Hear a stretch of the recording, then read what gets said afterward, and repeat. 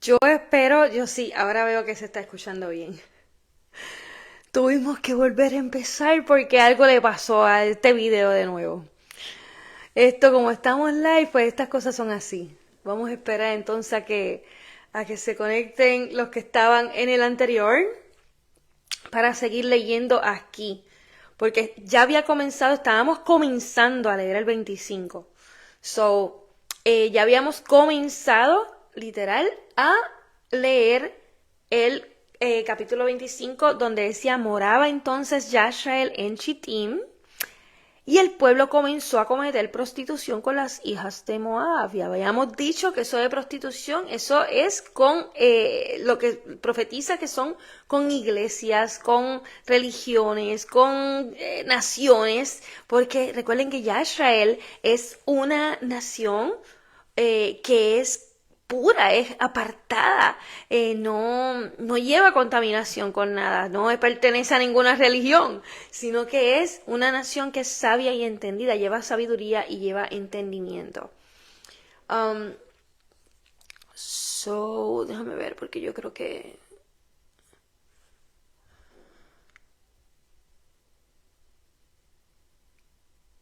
Ok, llegó alguien por ahí. Me pueden escribir para por lo menos entonces saber que se escucha bien todo. El ojito que estoy viendo por ahí, que no sé quién es, por favor que me confirme. Porque pues si no lo apagamos otra vez y comenzamos. Parece que va a estar buena la clase porque ahí hay contratiempos con ella. Súper, gracias. Ok, pues vamos a seguir aquí. Estaba diciendo entonces que Yashai se comenzó a cometer prostitución con las hijas de Moab, que eso qué quiere decir, que está comenzando a mezclarse con religiones, con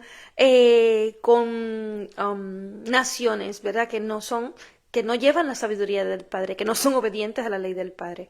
Y entonces, pero ya yo iba. Seguíamos por aquí, ¿verdad? Ellas invitaban al pueblo a los sacrificios de sus Elohim, de sus dioses, y el pueblo comió. O sea, comió, ¿qué quiere decir? Aprendió de sus creencias y se inclinó ante sus Elohim, ante sus dioses. Y Yashrael acudió a Baal, Baal Peor, que es ese ídolo más grande de todos, ese dios más grande de todos. Y dice, y la ira de Yukevaquei se encendió contra Yashrael. Y entonces Yukevaquei le dice a Moisés, toma todos los jefes del pueblo, jefes que son líderes, personas que están encargadas de enseñarles la sabiduría al pueblo. Recuerden que el sumo sacerdote era el que llevaba la mayor sabiduría. Y entonces luego los sacerdotes y levitas eran los que llevaban todavía sabiduría, ¿sabe? Y no tantos tesoros como el sumo sacerdote, definitivamente. Él era el más santificado que estaba para poder entrar en el lugar súper sagrado. Pero ellos estaban encargados de enseñar al pueblo. Pero ellos no le enseñaban a todo el mundo. Ellos le enseñaban a los líderes grandes, a los varones que se le conocía así, ¿verdad? Y entonces cada uno de esos jefes le enseñaba a los otros y esos varones iban a sus hogares a enseñarle a sus mujeres y a los niños. Y entonces, ¿qué pasa? Por eso es que dice los jefes, que son los líderes grandes. Toma todos los jefes del pueblo y ahórcalos ante Yukevaquer a pleno sol para que el ardor de la ira de Yukevaquer se aparte de Israel. Porque si ellos seguían enseñando, el pueblo entero se iba a contaminar, y por eso es que él decía, para que la ira se aparte de Israel, mejor coge los grandes estos que son los que están enseñando. Dice, dijo Moisés a los jueces de Yashrael, ¿ve? A los líderes grandes, a los jefes. Maten a cada uno de sus varones que se juntaron a Baal Peor. Y es que eso es lo que va a estar sucediendo ahora cuando regrese nuestro Mesías. Todo el que va para el fuego es el que se quiso juntar a sí mismito con dioses o idolatría que no viene a nada que ver con la instrucción de nuestro Padre. Esto es pura profecía. Dice, y he aquí, uno de los hijos de Israel vino y trajo ante sus hermanos una mujer midianita, a la vista de Moisés y a la vista de toda la asamblea de los hijos de Israel, quienes estaban llorando delante de la puerta del tabernáculo de la asamblea. Y cuando Pinea Fineas es el hijo de Eleazar, que Eleazar era el hijo de Aarón. Recuerden que a Aarón se le quitaron las vestiduras y murió ahí mismo. Se le acabó la sabiduría. No pudo llevar vida eterna. Pero la promesa estaba, o sea, el pacto que el padre hizo de que el linaje que viniera de Aarón era perpetuo, que todos iban a ser sacerdotes. Pues Eleazar, que venía como hijo de él, era el que le tocaban las vestiduras de sumo sacerdote. Y después le tocaban a Fineas, que está aquí como sacerdote.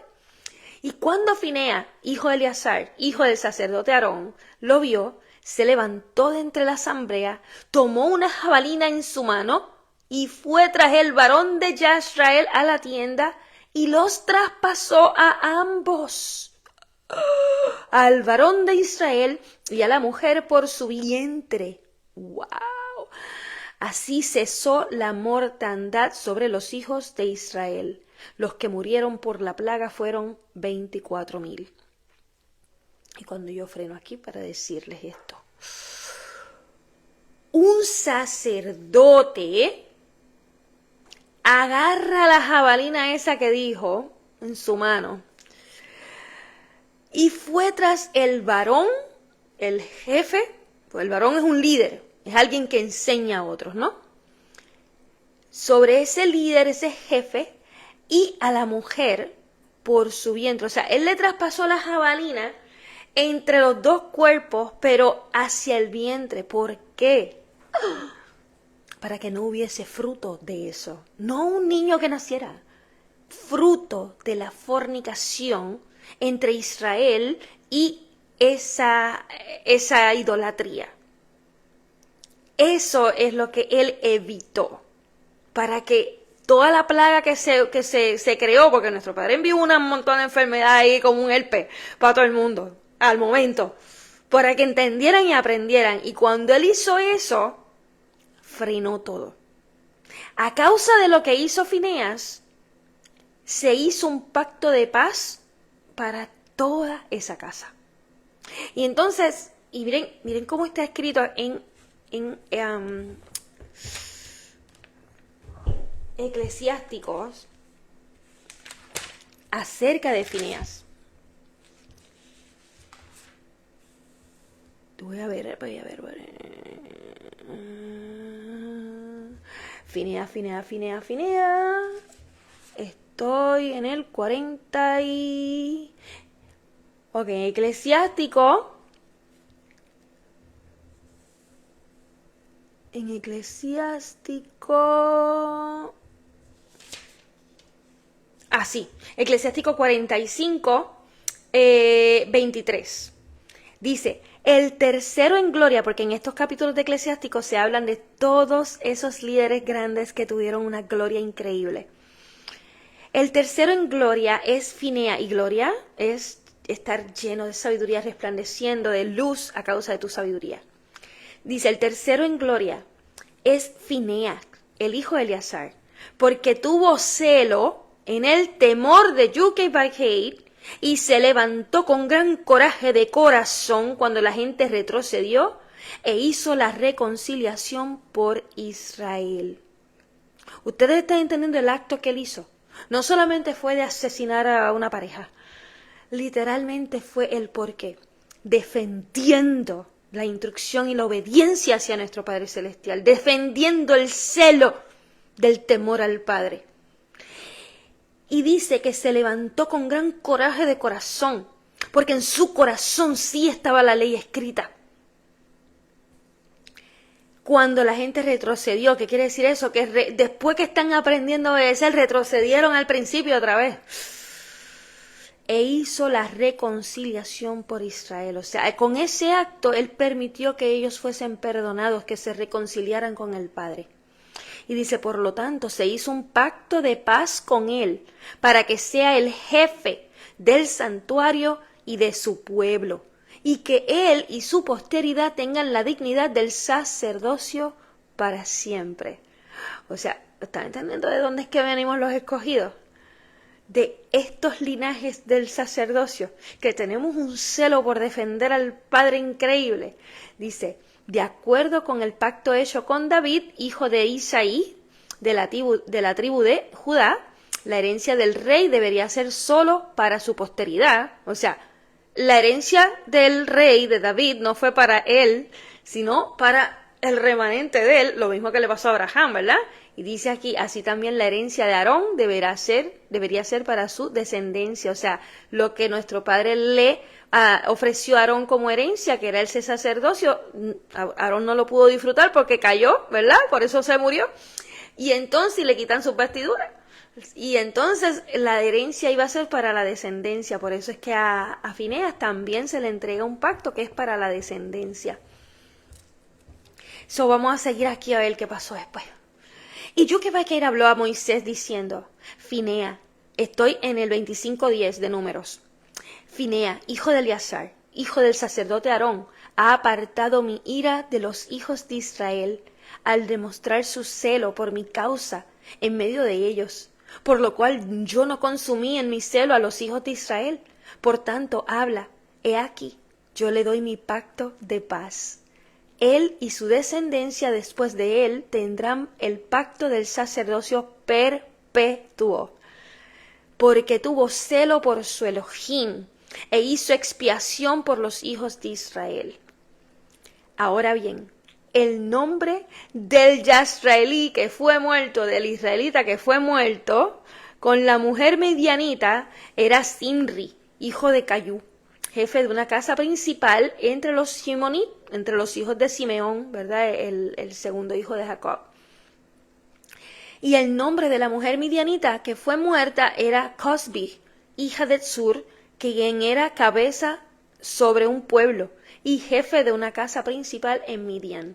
Y Yuquebaquer habló a Moisés diciendo, hostiguen a los midianitas y destrúyenlos, porque ellos les han hostigado con sus artimañas con las cuales se les ha seducido en el asunto de Peor y en el de Cosbi, hija de un jefe de Midian, su hermana que fue muerta el día de la plaga por causa de Peor. Peor que es Baal, Peor, ¿verdad? Aquel vio. El 26. Aconteció después de la plaga que Yuquebaquer habló a Moisés y a Eleazar, hijo del sacerdote Aarón, diciendo, tomen la suma de toda la asamblea de los hijos de Israel, de 20 años arriba, por sus casas paternas, todos los que pueden ir a la guerra en Israel. Entonces Moisés y el sacerdote Eleazar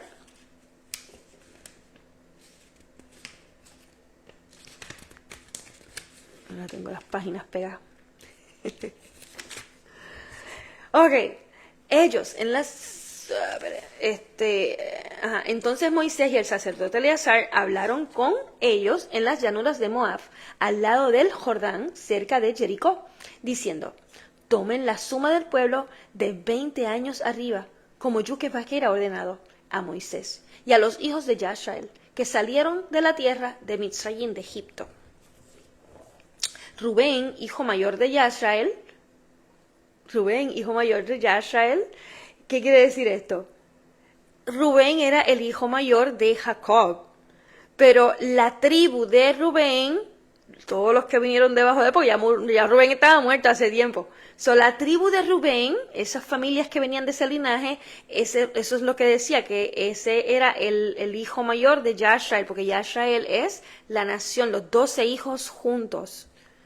Dice, los hijos, Rubén, hijo mayor de Yashrael, los hijos de Rubén, Hanok, ¿verdad? Enoc, de quien viene la familia de los Hanokim, de Payú, la familia de los Payulim, de Hetzron, la familia de los Jethronim, de Carmí, la familia de los Carmillim. Estas son las familias de los Rubenitas, y los contados de ellas fueron 43,730. Los hijos de Payú, Eliab, los hijos de Eliab, Nemuel, Datán, Abirán. Estos, Datán y Abirán, son los que fueron conocidos en la asamblea que lucharon contra Moisés y contra Aarón en la comitiva de Coraj.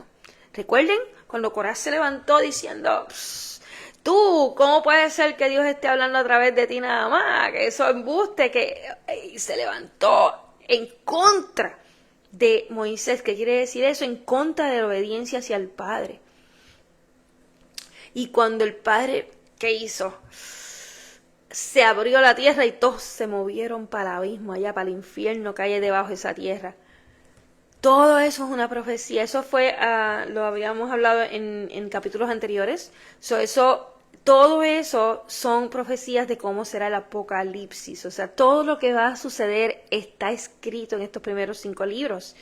Pero si nosotros no entendíamos que todo lo que fue literal era dándonos esa entrada a cómo será espiritualmente acá, ahora que conocemos quién es Yashrael, ahora que conocemos que dentro de Yashrael, dentro de Yashrael es que nace el anticristo, vemos que dentro del mismo pueblo es que se levantan a eso mismo, gente que se levanta a estar en contra de la palabra del Padre. Dentro del mismo pueblo que cree en Jesús, es la gente que está en contra de la palabra del Padre y no lo estamos entendiendo. Y yo mismo le decía a unas personas ayer, ¿cuánta gente hay dentro de esas iglesias cristianas? Y yo no es que estoy en contra del cristianismo, el cristianismo lo que está es, ¿verdad?, a favor de Cristo, ¿no?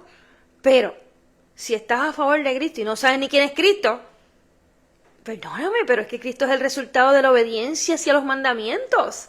Cristo es la sabiduría del Padre. Y si tú quieres a Cristo en tu interior, tú necesitas entender quién es Cristo. Tú necesitas entender que tú tienes que obedecer con fe estos mandamientos, esta ley, esta Torá del Padre, esta instrucción, Génesis, Éxodo, Levíticos, Números, Deuteronomio, para que tú puedas recibir a Cristo. Porque, o sea, estás esperando un ser humano que baje del cielo con alitas, según está escrito como suyo, ¿verdad?, que va a bajar. Pero es que Él no solamente va a buscar a las personas Él solamente viene a buscar, a las personas que literalmente están listos para recibirlo, que están listos para ser transformados en luz como es Él, en sabiduría, ¿verdad?, en luz. Esos son los únicos que se le va a entregar vida eterna. Entonces, los demás, ¿dónde van a estar? Sentados en el banco de la iglesia, porque se les está enseñando a no ser parte de esos escogidos, pero se creen que sí lo son. Como si fueran un montón los escogidos. Los escogidos son bien pocos, ustedes lo saben. ¿Cómo piensan que hay tanta gente dentro de las iglesias que son escogidas cuando se te está diciendo que son bien pocos? Porque es que esos pocos son apartados. Y si tú quieres ser parte de ellos, tienes que apartarte de esos lugares también. Y conocer al Padre aquí adentro. Como Él me tiene, Dios mío. Esto es algo que yo no sé qué está pasando, pero Él me tiene hablando demasiado fuerte con respecto a eso. Vamos a donde estábamos acá. Es que estábamos hablando de coraje. Dentro de los mismos. Es más, no solamente eran dentro de Israel, porque Corá era parte de Leví. O sea, de la tribu de Leví, de donde venía Moisés y Aarón también, los sacerdotes. Y de esa misma tribu es que se levanta uno a estar en contra de ellos mismos. Ustedes están entendiendo lo grave que fue esto. Y también pues esos otros 2 cómplices eran de parte de la tribu de Rubén. Dice aquí,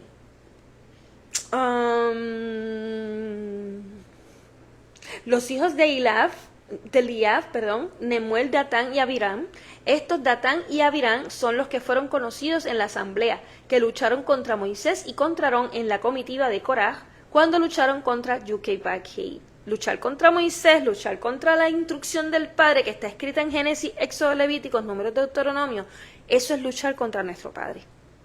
Si tú le estás enseñando al pueblo realmente, a las ovejas del Padre que habitan en tu iglesia, que no deben estar haciendo los mandamientos, porque eso ya es de judío y es mucho menos el Shabbat y eso. No, yo escucho personas que ellos sí siguen los mandamientos. Perdóname, pero tú estás seguro que tú sigues los mandamientos, pero tú no entendiste que el 4º mandamiento es el Shabbat y que el 2º mandamiento nos dice que no debemos tener nada que haya sido creado por las manos de un hombre que represente a cualquier cosa que esté en los cielos, cualquier cosa que esté en la tierra y cualquier cosa que esté en los mares. Y nosotros colgándonos cruces aquí, y nosotros entonces, sin decirle a los católicos que andan con 40.000 otras cosas que no son, que son peores que las cruces. Pero con cualquier cosa que nosotros estemos andando, hasta con fotos del supuesto Jesús y de María, que literalmente quienes posaron para ser Jesús y María fueron los hijos del Papa Alejandro VI. Todo eso que nosotros tenemos en nuestros hogares es idolatría. Y estamos faltando el 2º mandamiento. So, mejor ve sacando todo lo que esté en tu casa, que pueda estar representando cualquier cosa que esté en los cielos, en los mares y en la tierra. Porque eso es una falta hacia el segundo mandamiento. Pero entonces, cuando vemos que las personas se juran que están obedeciendo los mandamientos y no conocen los mandamientos. Yo fui una que siendo católica yo entendía que yo conocía los mandamientos y yo estaba bien, porque yo al no matar a nadie yo juraba que yo cumplía los 10. Hello. Y cuando yo me puse a leer esto yo... Pero es que ni siquiera los mandamientos que a mí me habían dicho son los que están escritos aquí. Y uno dice, ¿pero qué pasó aquí? Sí, porque la Iglesia Católica también cambió los mandamientos en nuestras cabezas. Pero en la Biblia no pudieron. Y cuando tú vas a la Biblia, los mandamientos en Éxodo 20 son los mismos días en todos lados. El único que le quisieron cambiar algo es el Shabbat, que le pusieron sábado o día de reposo, pero realmente es la Shabbat. Es el séptimo día de la creación. Y eso, nosotros no estamos entendiendo lo importante que es para nuestra propia salvación. Yo no sé por qué él me tiene así. Parece que esta clase iba a tener tanto y tanto poder que por eso es que el enemigo entró a parar el primer video. Wow, vamos a seguir aquí. ¿Dónde estaban? ¿Dónde yo estaba? Ah, aquí en el 9. Nuevamente leo. Los hijos de Eliab, Nemuel, Datán y Abiram.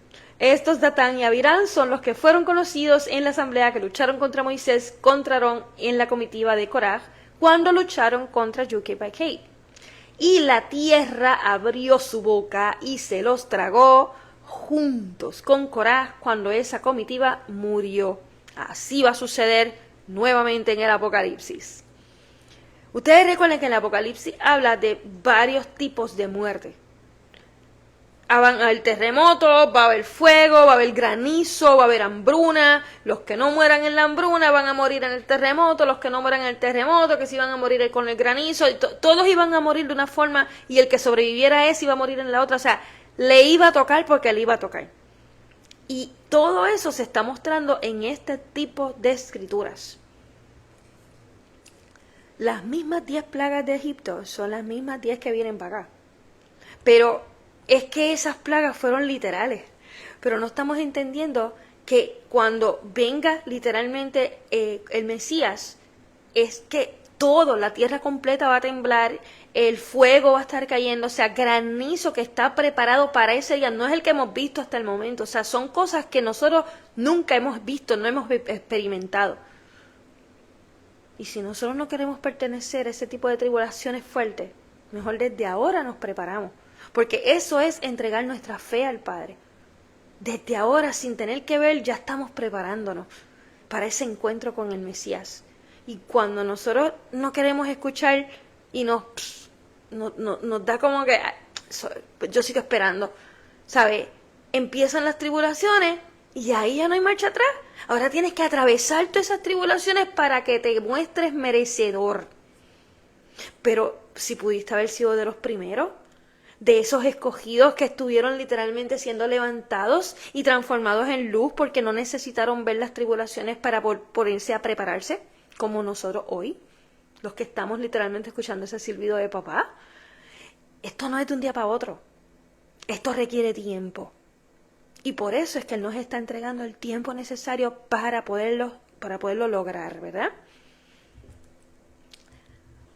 Dice...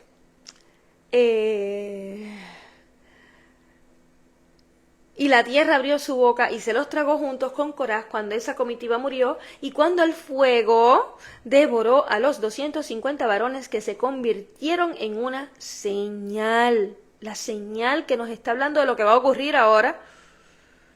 No obstante, los hijos de Coraj no murieron. Dice, los hijos de Simeón, ¿verdad? Que son el segundo hijo de Jacob, esa segunda tribu. Por sus familias, de Nemuel, la familia de los nemuelitas, de Yamín, la familia de los yaminitas, de Yaquín, la familia de los yaquinitas, de Seraj, la familia de los saritas, de Saúl, la familia de los shahulitas. Estas son las familias de los chimonitas, 22.200. Los hijos de Gad, por sus familias, de Zephón, la familia de los Zephonitas, de Yahí, la familia de los Yahiditas, de Shuni, la familia de los Shunitas, de Osni, la familia de los Osninitas, de Erif, la familia de los Eritas, de Arod, la familia de los Aroditas, de Areli, la familia de los Arelitas.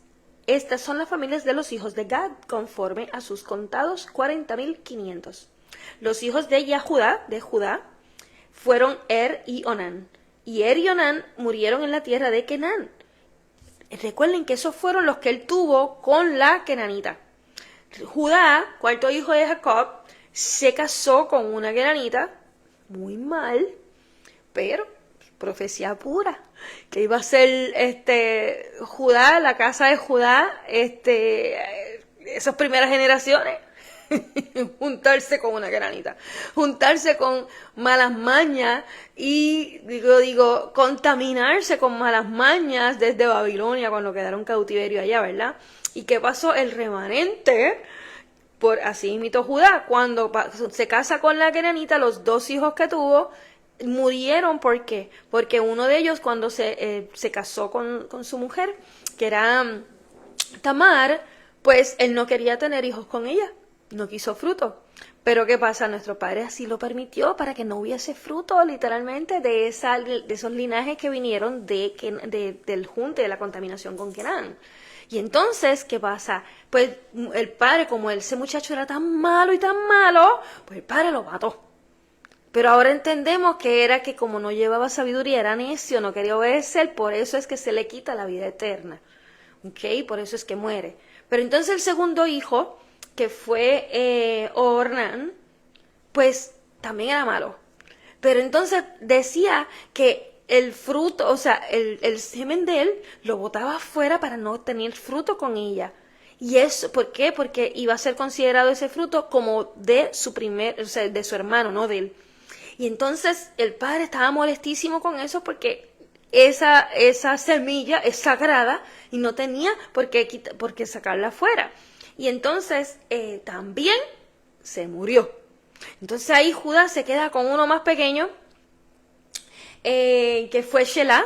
Y entonces Shelah, como era más pequeño, él le dijo a Tamar: mantente ahí con tu ropa de viuda, sabe, tranquila, que en lo que Shelah crece, pues tú sabes, yo te mando a llamar cuando él crezca para dártelo a él. ¿Qué pasa? Se muere la mamá de los 3 hijos y entonces queda Judá viudo. Todo eso es profecía de la casa de Judá, quienes conocemos como judíos. Cómo iba a estar primero contaminada para que luego llegara literalmente la raíz del Mesías. ¿Qué pasa? Mientras él está en esa viudez, se fue así a otro lugar a pastorear. Y entonces lo lindo es que ella se entera, y como él le quedó mal en su promesa de darle a su tercer hijo, ella se vistió con ropas, atuendos que no eran de luto, eran como de prostituta, para engañarlo a él y así ella poder tener una semilla. ¿Y qué pasa? Se acostó con ella sin saberlo y de ahí viene la semilla que nos trajo a Peleg,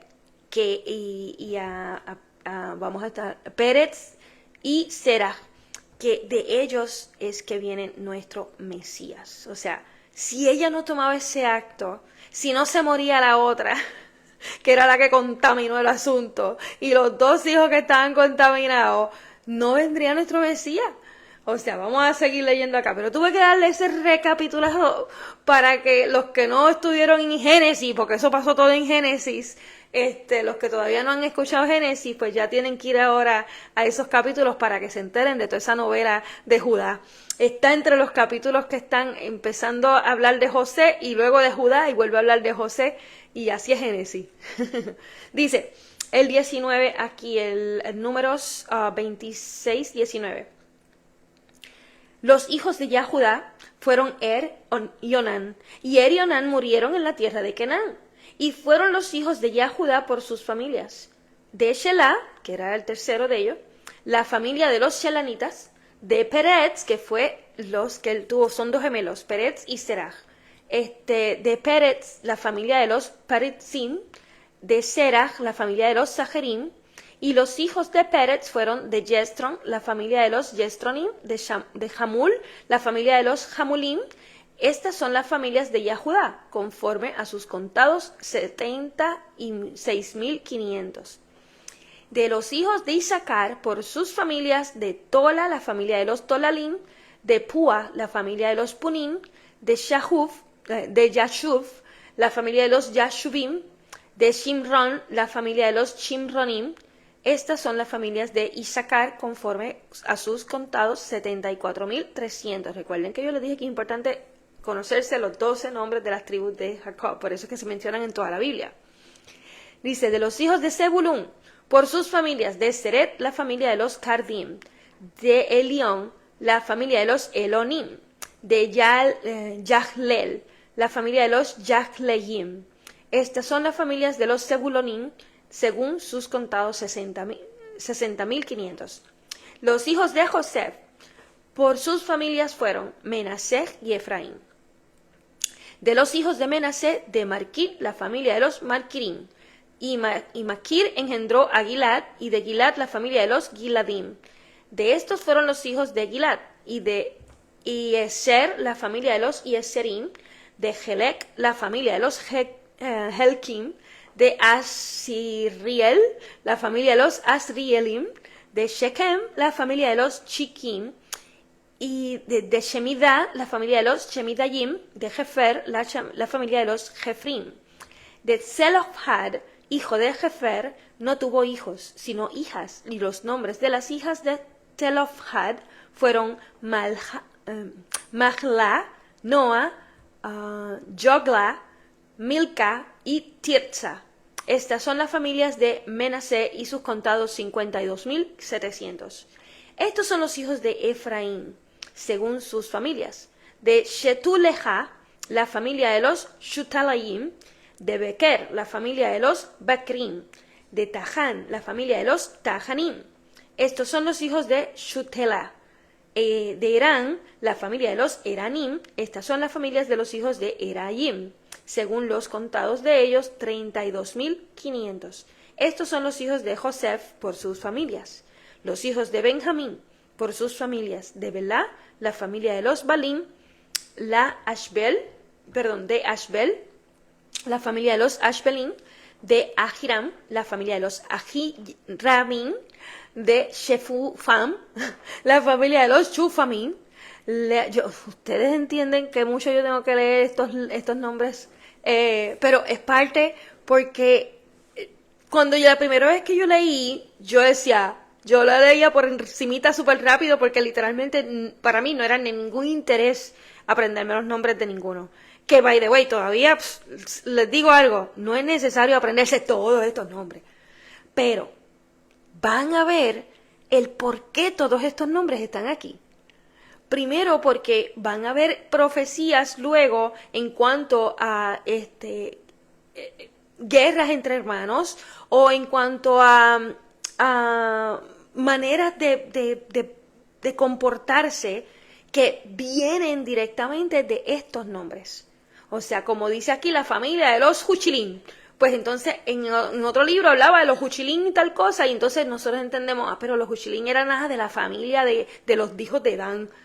Y eso es lo que nos va a llevar a entender de dónde es que viene el anticristo, de dónde es que viene tales cosas específicas muestran de dónde vienen de cada familia. Nuestro Mesías viene de la tribu de Judá. Por eso es que también en Lucas, por ejemplo, cuando vemos de dónde los linajes de nuestro Mesías, te habla todos los nombres de todos los linajes hasta llegar hasta Adán. Y eso es parte de conocer exactamente las parábolas, las profecías, cuando conocemos todas las familias de ellos. Pero lo más importante al menos es conocerse los 12 nombres de los hijos de Jacob. Eso sí es importantísimo. Ok, seguimos aquí. Estábamos en la familia de Benjamín. Y entonces, la familia del 39, estoy en el 26-39, de Shefufam, la familia de los Shufamim, de Jufam, la familia de los Jufamim. Los hijos de Bela fueron Ard y Nahamam, y de Ard, la familia de los Ardim, y de Nahamam, la familia de los Nahamim. Estos son los hijos de Benjamín, según sus familias. Sus contados fueron 45.600. Estos son los hijos de Dan por sus familias. De Hushim, la familia de los Hushimim. Estas son las familias de Dan por sus familias. Todas las familias de los Hushimim, según sus contados, fueron 64.400. De los hijos de Asher, por sus familias. De Jimna, la familia de los Jimnayim. De Hishvi, la familia de los Hishviyim. De Beriyah, la familia de los Beriyim. De los hijos de Beriyah, de Heber, la familia de los Hebrim. De Malquiel, la familia de los Malquiyelim. Y el nombre de la hija de Asher fue Serach. Estas son las familias de los hijos de Asher, según los contados fueron 53.400. De los hijos de Naftali, por sus familias. De Jaxel, la familia de Jatselim. Y de Guni, la familia de los Guniyim. De Yetzer, la familia de los Yitriyim. De Chiyem, la familia de los Chiyemiyim. Estas son las familias de Naftali según sus familias, y los contados de ellos fueron 45.400. Estos fueron los contados de los hijos de Yashrael, 600.730. Recuerden que este número más o menos sigue igual de los que salieron de Egipto. Y vamos a estar viendo luego que los únicos que entraron de todos estos 600.000, los únicos escogidos para entrar a la tierra prometida fueron 2. Los demás que entraron vinieron después de estos 600.000, porque fueron jovencitos que fueron naciendo y desarrollándose durante el desierto, no vinieron con las malas mañas de Egipto. Y estos 600.730, estamos viendo que eran los grandes ya, los que venían con las malas mañas de Egipto, que al pasar después de 40 años, no fueron merecedores de entrar a la tierra prometida. Pero ellos ni se dieron cuenta, porque fue una generación tan conforme que se quedaron viviendo ellos no murieron y ya. No, ellos se quedaron viviendo en el desierto bien tranquilos. O sea, y eso es lo que nosotros ahora vamos a estar entendiendo. Si nosotros nosotros estamos ahora mismo siendo todos estos 600.000 y pico siendo preparados. Solo 2 fueron escogidos con una generación mucho más joven que empezó a desarrollarse sin doctrinas. ¿Queremos ser parte de esos únicos 2? Porque aquí nadie está naciendo sin doctrina excepto los hijos nuestros ahora que vengan. Todo el mundo hemos sido adoctrinados.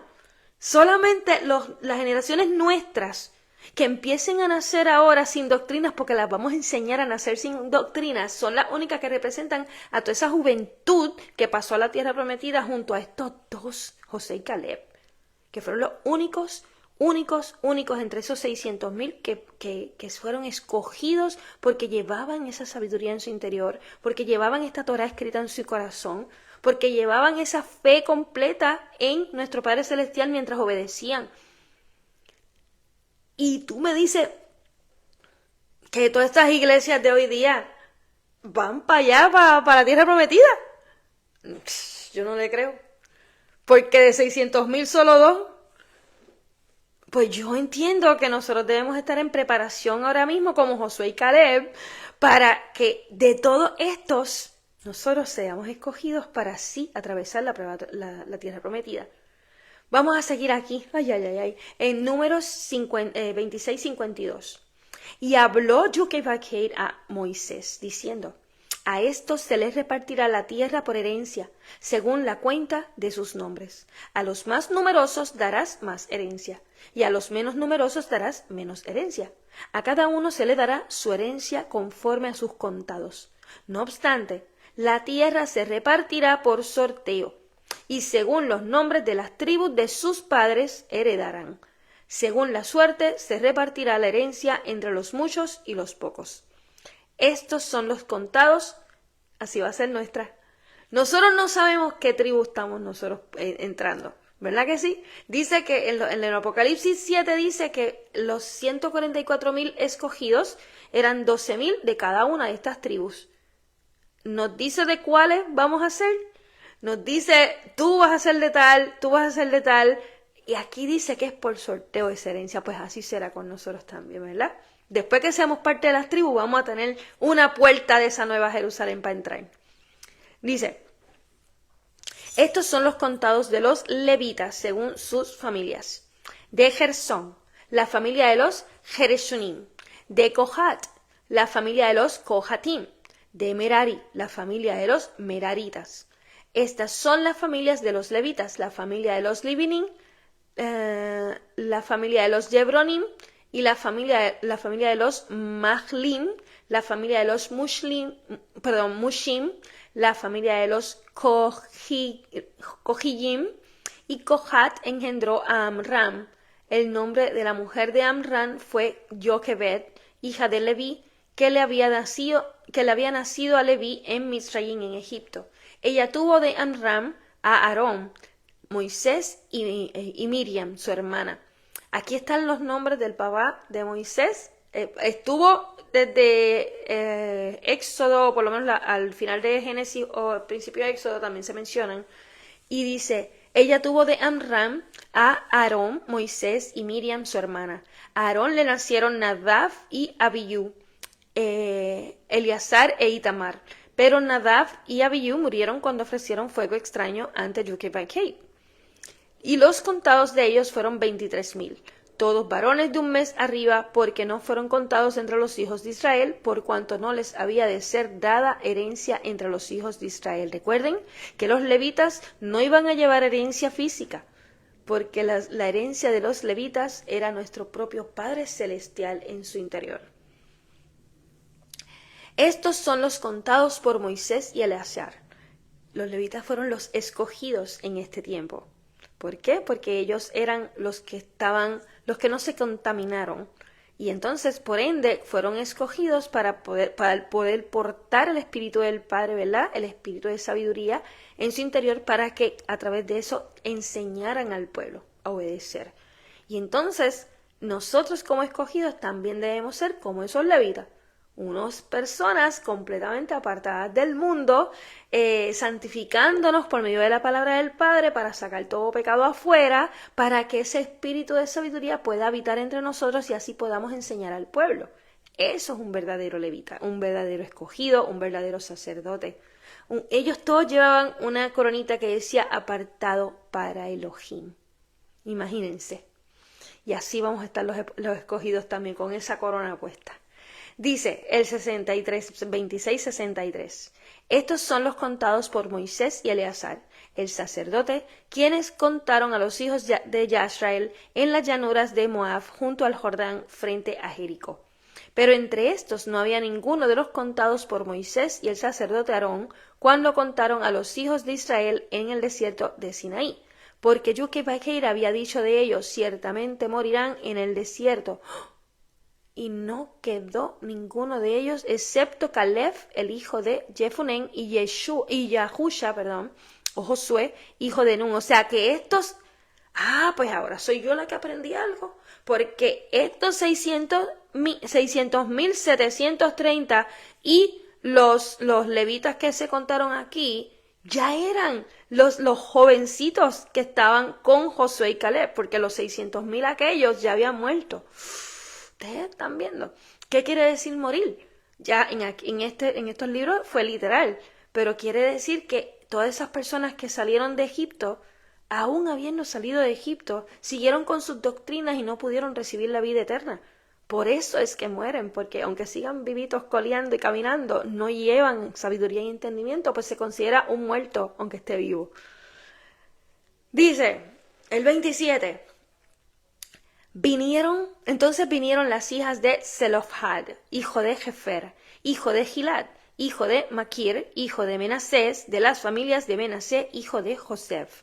Y estos son los nombres de sus hijas: Mahla, Noa, Hogla, Milca y Tirza. Y se presentaron delante de Moisés y delante del sacerdote Eleazar, delante de los príncipes y de toda la asamblea, junto a la entrada del tabernáculo de la asamblea, diciendo: Nuestro padre murió en el desierto, y él no hizo parte de la comitiva, él no hizo parte de la comitiva de los que se juntaron contra Yuki-Bakate en el grupo de Coraj, sino que murió por su propio pecado y no tuvo hijos. ¿Por qué murió por su propio pecado? Ustedes están viendo. Toda esa generación que murió en el desierto y no fue escogida para entrar a la tierra prometida, así fue que murió por su propio pecado, porque no pudo recibir la sabiduría que le ofrecía esa vida eterna. Dice: ¿por qué ha de desaparecer el nombre de nuestro Padre de entre su familia? Solo porque no tuvo hijos. Danos pues una posesión entre los hermanos de nuestro Padre. Y Moisés llevó su caso ante Yuki-Bakate, Y Yuki-Bakate habló a Moisés diciendo: las hijas de Zelofhad dicen bien, ciertamente les darás una posesión por heredad entre los hermanos de su padre, y harás traspasar a ella la heredad de su padre, y hablarás a los hijos de Israel diciendo: si alguno muriere sin hijos, harás traspasar su herencia a su hija. Y si él no tuviese hijas, entonces dará su herencia a sus hermanos. Y si él no tuviera hermanos, entonces dará su herencia a los hermanos de su padre. Y si su padre no tuviera familia, entonces le dará su herencia al pariente más cercano de su familia. Y él la poseerá. Y será para los hijos de Israel un estatuto de derecho, tal como Yuki-Bakate le ordenó a Moisés. Todas estas leyes nos muestra que todas las leyes nuestras ahora actuales en nuestros países, ¿de dónde salieron? Literalmente de todas estas escrituras, porque todo esto vino mucho antes que cualquier corte, que cualquier manera de entrega, ¿verdad? De equidad hacia las demás personas en cuanto a las herencias físicas, ¿no? Pero también nos habla o nos entrega profecía de cómo será esa herencia espiritual, esa herencia de la sabiduría. Si nosotros estamos entendiendo aquí, yo les he dicho hace poco, ¿verdad?, a varios estudiantes que es algo bien fuerte lo que el Padre está haciendo con las mujeres. Las mujeres son las que se están levantando a querer obedecer y a querer enseñar al pueblo. Pero, ¿quién fue la primera que cayó? Eva. Pues, ¿quién era la primera que se tenía que levantar a restaurarlo? Eva. Y eso es lo que está pasando. Las mujeres en ese momento, literalmente, ¿verdad?, no llevaban un derecho.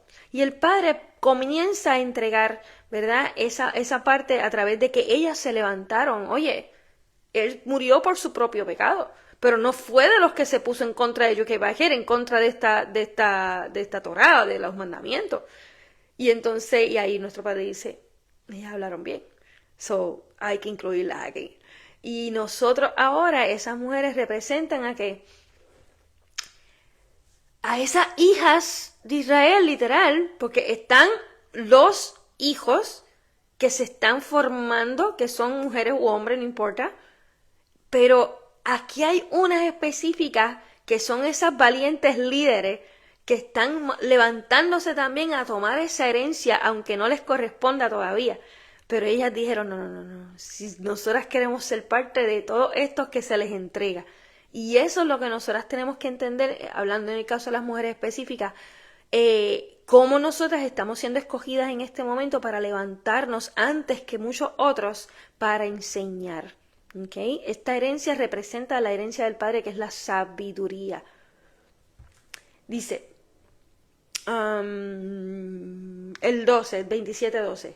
Dijo Yuki-Bakate a Moisés: sube a este monte Abarim y contempla la tierra que le he dado a los hijos de Israel.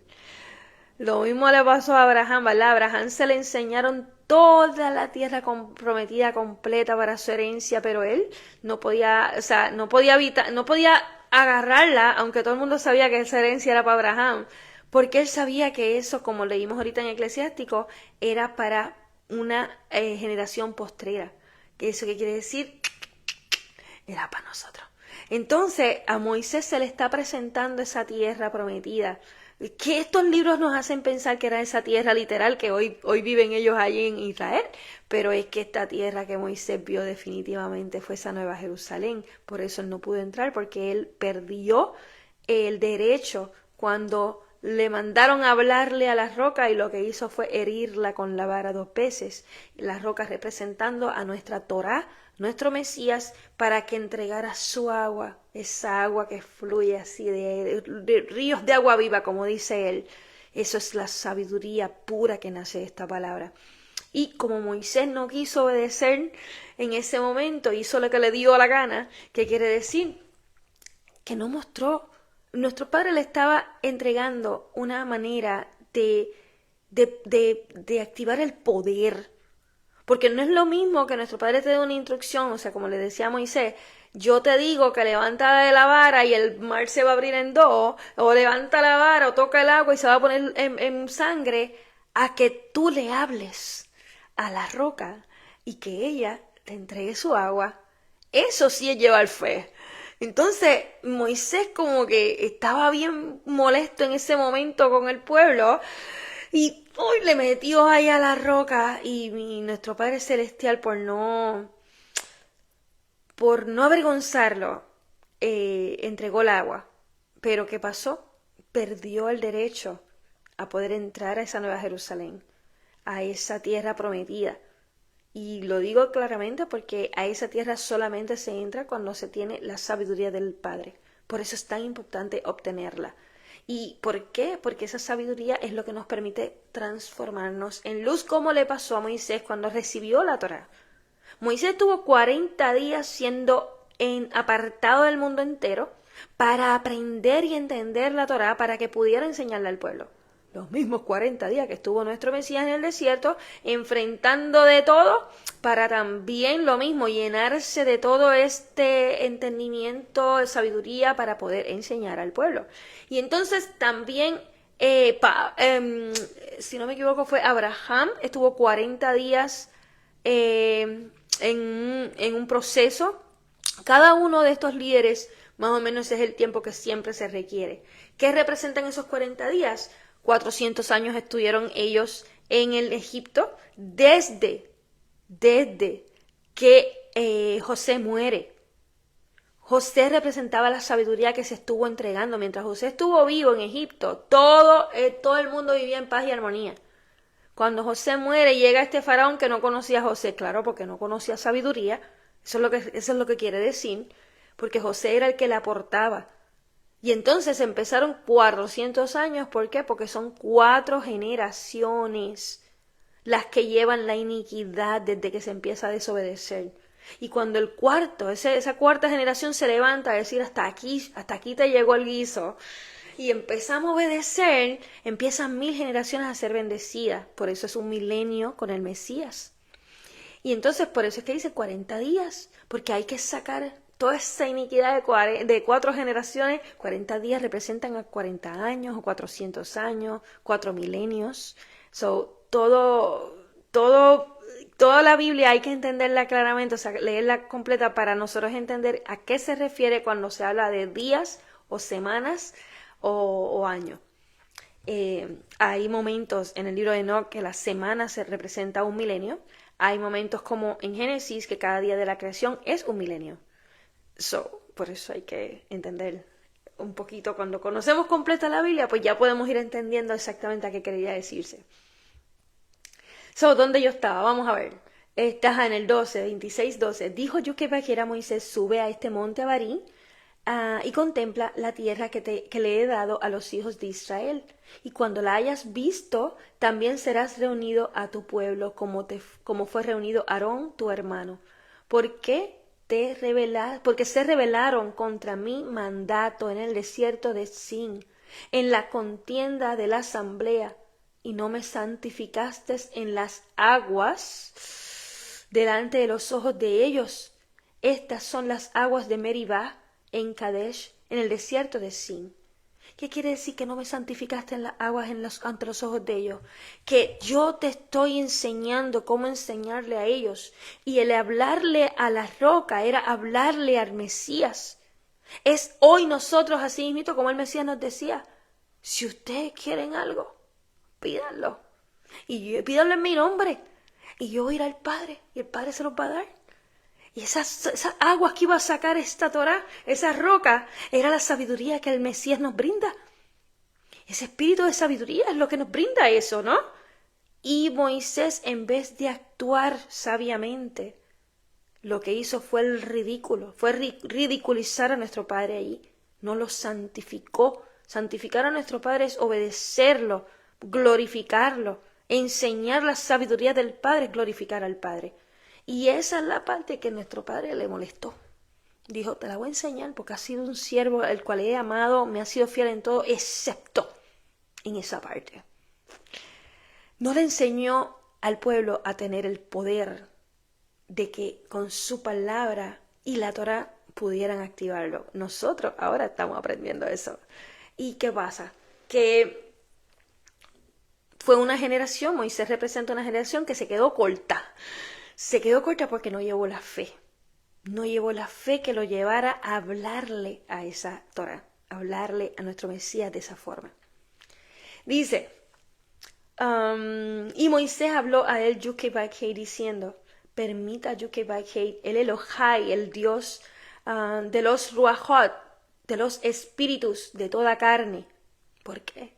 Porque nuestro Padre Celestial es el Dios de los espíritus que habitan dentro de nosotros. Y nosotros debemos buscar que lo que habita dentro de nosotros sean espíritus literalmente santificados como el Padre. Sea ese espíritu de sabiduría. No otros. Dice, permita el Elohai, el Dios de los ruajot de toda carne, de los espíritus de toda carne, colocar un varón sobre la asamblea. Un líder, ¿verdad? No tiene que ser mujer o hombre, es un líder, alguien que esté lleno de sabiduría para dirigir al pueblo. Dice, el cual pueda salir y entrar delante de ellos, y que los haga salir y entrar, de manera que la asamblea de Yud-Kei-Vay-Kei no sea como ovejas sin pastor. Ustedes están entendiendo lo que viene ahora. Ay, ay, ay, ay, qué clase de profecía comienza ahora mismo aquí en Números con respecto a nuestro Mesías. Vamos a ver qué dice aquí. Dijo Yud-Kei-Vay-Kei a Moisés, escoge a Yahusha. Yahusha es Josué. Ese es el nombre exactamente como nuestro Mesías. Cuando nuestro Mesías nació le pusieron Yahusha. Le conocemos como Yeshua porque Yeshua significa salvación y Él es nuestra salvación. Él es el espíritu de sabiduría. Pero su nombre literalmente era Yahusha, Josué. No era Jesús. Los griegos le pusieron Jesús porque no sabían decir ese nombre. Y se quedó Jesús entre todas las traducciones. Pero realmente el original, el hebreo original era Yahusha. Yah, porque es, inclusive el nombre de Yahusha, de este Josué, no era Yahusha, era Husha. Y Moisés le cambió el nombre y le puso Yahusha. Porque Yah viene de nuestro Padre, es lo que representa esa sabiduría, como Yashrael, ¿verdad? Israel también es el nombre, es Yashrael. Y esa Yah lo que representa es ese aliento de vida que te distingue como alguien que ya llevas esa sabiduría del Padre. Por eso es Yahusha. Dice, escoge a Yahusha, que representa ¿a quién? A nuestro Mesías. Hijo de Nun, varón en quien está el Rúa, en quien está el espíritu de sabiduría, e imponle tu mano. Lo presentarás delante del sacerdote Eleazar y de toda la asamblea, y le impartirás el cargo ante sus ojos. Pondrás de tu autoridad sobre él, para que toda la asamblea de los hijos de Israel, de Yashrael, le sea obediente. Él estará delante del sacerdote Eleazar, quien le consultará por el juicio del Urim delante de Yud-Kei-Vay-Kei. Por su palabra saldrán. ¿Están escuchando bien? Por su palabra saldrán y por su palabra entrarán. no es exactamente lo que nuestro Mesías ha hecho con nosotros. Por medio de su palabra hemos entrado y salido. Dice, tanto él como todos los hijos de Yasrael, con él y toda la asamblea. Hizo pues Moisés lo que Yoquebed-Kei le ordenó y tomó a Yahusha, lo puso delante del sacerdote Eleazar y delante de toda la asamblea. Puso sus manos sobre él y lo invistió de autoridad tal como Yoquebed-Kei lo había ordenado a través de Moisés. O para el 28. Habló Yoquebed-Kei a Moisés, diciendo, ordena a los hijos de Yasrael y diles, mi ofrenda, mi pan con mis ofrendas encendidas, en olor grato a mí, guardarán de ofrecérmelas en sus tiempos señalados. ¿Qué tiempo señalado será eso? Cada uno de las 7 fiestas sagradas. Dice, y les dirás, esta es la ofrenda encendida que ofrecerán a Yoquebed-Kei, 2 corderos de 1 año sin mancha, diariamente para la ofrenda continua de humo ascendente. Ofrecerán un cordero por la mañana y el otro lo ofrecerán. ¿Qué significa esas ofrendas de humo ascendente diarias? Nuestras oraciones. Una por la mañana, una por la noche, mínimo. Dice, ofrecerás un cordero por la mañana y el otro cordero lo ofrecerás por la tarde, la 10ª parte de un efa de flor de harina como minjá, como ofrenda de alimento, amasada con 1/4 de un hin de aceite de olivas machacadas, es ofrenda continua de humo ascendente, la cual fue ordenada en el monte Sinaí como sacrificio de grato olor hecho con fuego para Yoquebed-Kei. Y yo les he avisado que esta precisamente representa la harina, esa base de conocer la palabra, ¿verdad? La palabra es pan de vida. Por lo tanto, esa masa que se está haciendo pura es el comienzo de esta palabra. Y, o sea, el conocimiento, el comenzar a conocer la palabra. Y ese aceite, sobre todo de olivas puras, es el entendimiento. Y esa combinación, conocimiento con entendimiento, son las 2 armas más poderosas que cualquiera puede tener de la palabra. Eso que él dice es continuo, eso es diario. Conocimiento y entendimiento de la palabra. Dice, y el 28:7. Y la libación será la 4ª parte de un hin para cada cordero. Harán derramar el vino fermentado en el lugar kadosh, ¿verdad? Sagrado, ante Yoquebed-Kei como libación. Y el otro cordero lo ofrecerán al atardecer como la minja, la ofrenda de alimento de la mañana. Y según la libación lo ofrecerán el sacrificio de grato olor hecho con fuego para Yoquebed-Kei. Y obviamente el vino, ustedes saben que representa a ese, así como dijo el Mesías cuando estuvo repartiendo su vino en la cena de Pesaj, que se le ha conocido como última cena o santa cena. Él dijo que ese vino representaba al derramamiento de su sangre, que representaba que el pacto renovado, llevar esta Torá. Ya vimos que el conocimiento y el entendimiento lo requiere todos los días. ¿Para qué? Para que ahora este vino que representa que está escrita en nuestro corazón. Eso es esta misma ley está ya escrita en nuestro corazón cuando nosotros entramos a ese pacto renovado con el Mesías. Dice, pero en el Shabbat, aquí es diferente, ofrecerás 2 corderos de 1 año sin defectos y 2 décimas de harina mezclada con aceite, como minjá con su libación.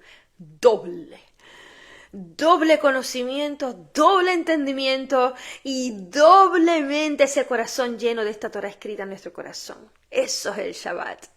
Dice, esta es la ofrenda de humo ascendente de cada Shabbat, además de la ofrenda de humo ascendente continuo y su libación. Al comienzo de vuestros meses presentarás una ofrenda de humo ascendente a Yoquebed-Kei, 2 toros y un carnero. ¿Cuándo comienzan nuestros meses? Con cada luna nueva, como nos habían enseñado los judíos. No. Miren, ¿cuándo comienzan nuestros meses? Aquí tenemos un dibujito que es el calendario original. Y el calendario original comienza al atardecer. Cada rayita negra aquí son un solsticio o un equinoccio de las estaciones del año. O sea, cada rayita negra es una estación del año. Y ustedes ven que son idénticos, lo que está, cada espacio entre cada rayita negra es idéntico al otro. So, el año completo del Padre tiene 364 días, ni más ni menos. Y nunca la luna dirigió ningún mes. Literalmente, cuando el equinoccio de primavera atardece ese día, ese sol del equinoccio de primavera atardeció, comienza el primer mes. Y el primer mes tiene 30 días. O sea, cuando dice que el comienzo de cada mes es porque ya nosotros debemos conocer este calendario para saber cuándo comienza cada mes. So, el primer mes comienza al atardecer del equinoccio de primavera. El segundo mes comienza después de 30 días, porque el primer mes tiene 30 días. So, si nosotros no tenemos ese conocimiento, nunca vamos a entender el calendario, cuándo es el primer mes, segundo mes, tercer mes y nada de eso, ¿verdad que no? So, por lo tanto, cuando nosotros vemos que pasaron 30 días desde el equinoccio de primavera, ya sabemos que comienza al atardecer el segundo mes. Y empiezan 30 días más. Y después viene el tercer mes con 31 días. Porque ese día 31 es el solsticio de verano. Y al atardecer de ese solsticio de verano, comienza el cuarto mes, 30 días. Quinto mes 30 días, el sexto mes 31, porque ese día 31 es el equinoccio de otoño. Y al atardecer comienza el séptimo mes con 30 días. 30 días el octavo mes, 31 días el noveno, porque ese día 31 es el solsticio de invierno. Y al atardecer comienzan 30 días del décimo mes, 30 días del undécimo mes y 31 días del duodécimo, porque el día 31 es el equinoccio de primavera nuevamente y al atardecer comienza el año nuevamente. Esa simpleza hermosa es el año de nuestro Padre Celestial. Y en esos días es que se celebran sus fiestas sagradas. 3 fiestas, las primeras 3 fiestas se celebran el primer mes, luego la cuarta fiesta en el tercer mes y luego en el séptimo mes las próximas 3 fiestas, son 7 en total. Si no conocíamos este calendario original, hasta las fiestas estábamos celebrando mal, hasta los Shabbats los estábamos celebrando mal, porque a causa de que este calendario es así, no se deja dirigir ni por la luna ni nada de eso. Por lo tanto, el mismo calendario gregoriano ha cambiado tanto porque le ha añadido días. ¿Y qué pasa? Bueno, hubo un año en que tuvieron que quitarle 10 días al mes de marzo, porque se les descontroló completo con las estaciones del año. Y eso nosotros no lo supimos. Si nosotros no nos ponemos a buscar esa información, nunca nos hubiésemos enterado. Y así es que nos han entregado los calendarios a nosotros. Y pensando en que el séptimo día de la creación es un sábado, claro, este año sí cae sábado, pero no todos los años cae sábado. ¿Por qué? Porque el calendario original se deja llevar por lo que rige el Padre, no los seres humanos. Vamos a seguir acá, porque esa no era la clase de hoy. Vamos acá donde yo estaba.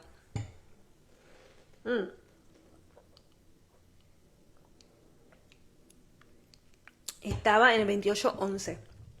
Al comienzo de sus meses presentarán una ofrenda de humo ascendente a Yukibakei, 2 toros y un carnero, 7 corderos de un año, sin defecto, y 3 décimas de un efa de harina mezclada con aceite para la minja, para la ofrenda de alimento, por cada toro, y 2 décimas de un efa de harina mezclada con aceite como minja por cada carnero, y 1 décima de una efa de harina mezclada con aceite como minja por cada cordero.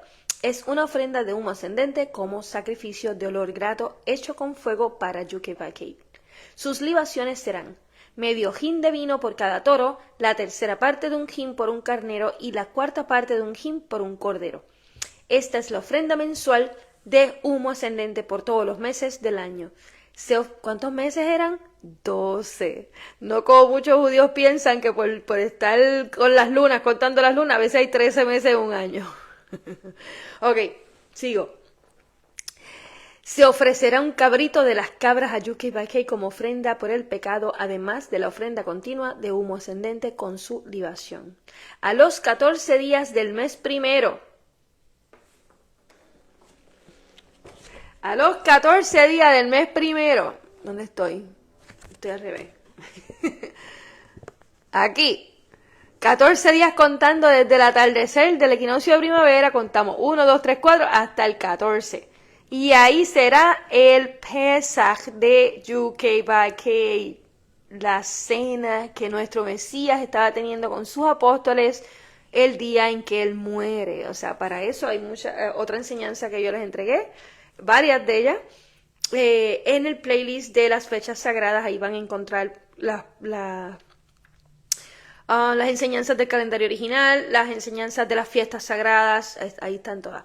So, dice, en el 15º día, o sea, al otro día, después de la cena, justamente al atardecer de esa cena, cuando terminas de comer, ya empezó el día 15.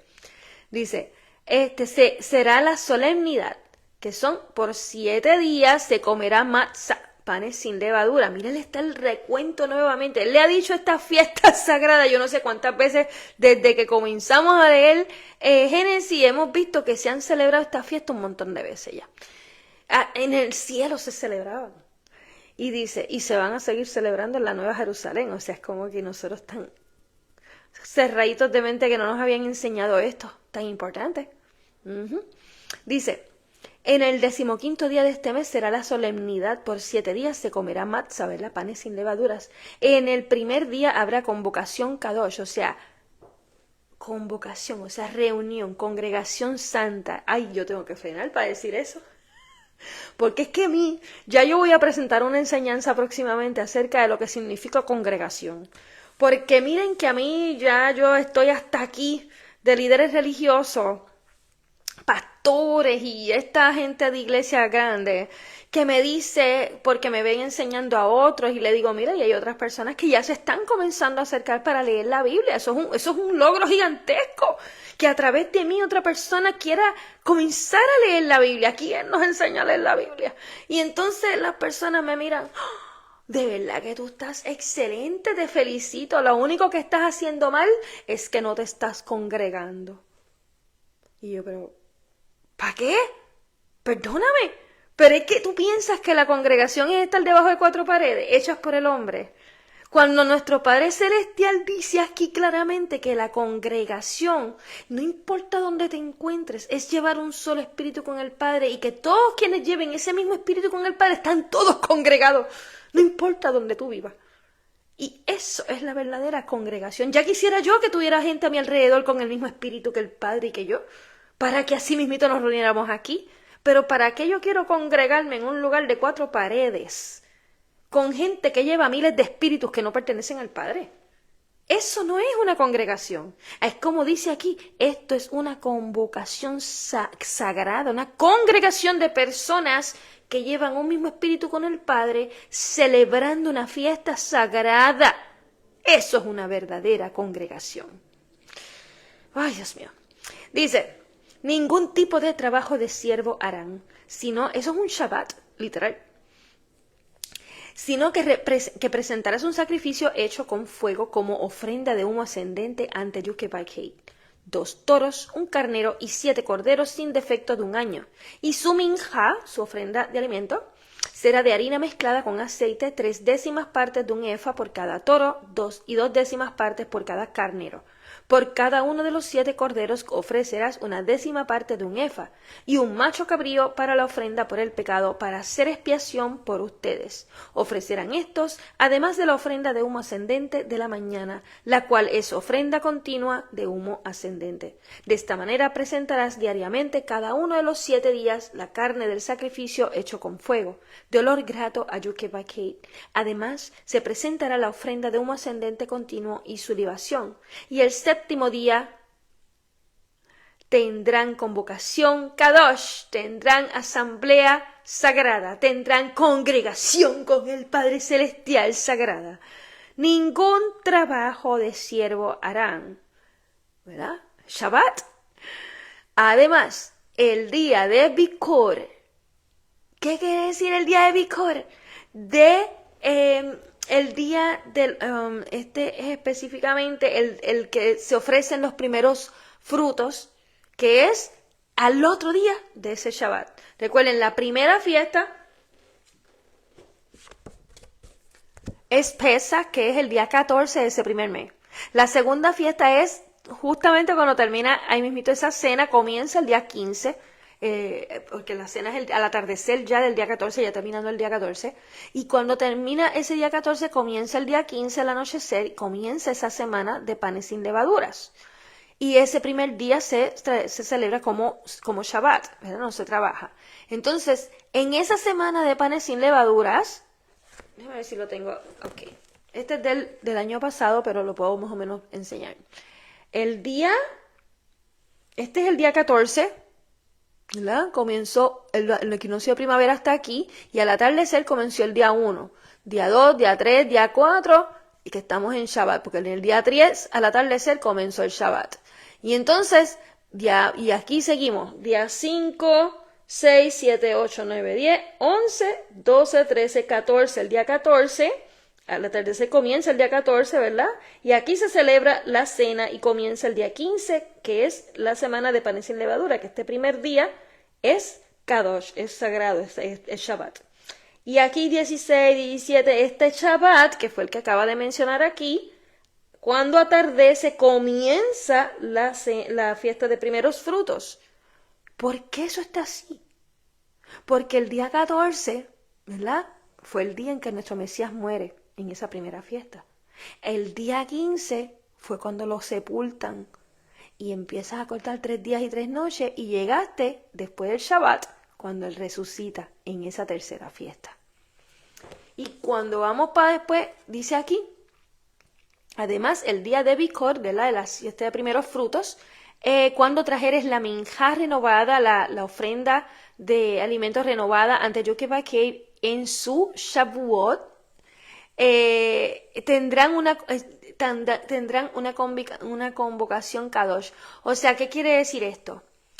El día de Bikur, que es el día de los primeros frutos, que como le dije, se presenta la ofrenda como hizo nuestro Mesías cuando resucita. Él fue ese primer fruto de esta cosecha que veníamos naciendo ahora con esta sabiduría y entendimiento, esta Israel. Y entonces ese primer fruto fue aceptado por el Padre para que esta cosecha que somos nosotros pudiéramos nacer bendecidos.